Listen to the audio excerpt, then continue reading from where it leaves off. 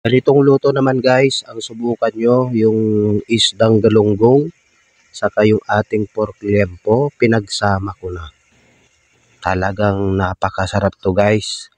Napakadaling lutuin pero napakasarap. Alright, samahan nyo ako sa video ito at tayo ay magluluto. Ang unang gagawin natin dito guys, bali magigisa tayo dito ng bawang. Alright. Tapos pag nagisa natin yung ating bawang, isusunod natin yung ating luya. Yan, maglalagay tayo ng luya guys, pantanggal lansa ng ating isda. Tapos magigisa din tayo ng sibuyas. Alright. Yan, igisa lang natin at haluin lang natin. Pag nagisa na natin guys, gawin na natin yung ating pork liempo. Yan, igigisa lang din natin itong pork liempo guys hanggang magmantika siya. Yan, ganito lang kadali yung ating recipe ngayong araw guys. Alright. Tapos pag nagmamantika na yung ating pork liempo guys, hanguin na natin and then set aside lang natin. Tapos ilalagay natin yung ating fresh na isdang galunggong. Ayan.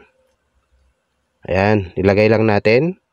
Sa mga hindi pa nag-subscribe yan guys, pa-subscribe po yung ating channel and don't forget to click the notification bell para lagi kang updated sa mga susunod pa nating mga video. Alright, yan, ilalagay na natin yung ating pork liempo. Tapos maglagay tayo ng asin, seasoning powder. Tapos maglalagay tayo ng paminta guys. Alright.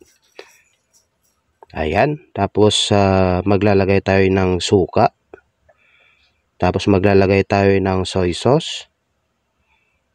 Ayan, ganito lang kadali itong recipe natin ngayong araw guys. Maglagay ng siling green. Tapos yung ating siling labuyo. Alright.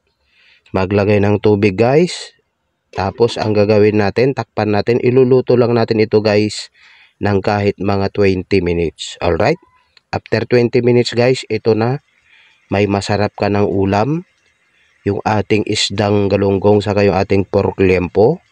Talagang napakasarap guys pag pinagsama natin ito sa ating niluluto. Alright, at ito na guys, kain na tayo. Talagang natatakam na ako sa ating ulam ngayong araw.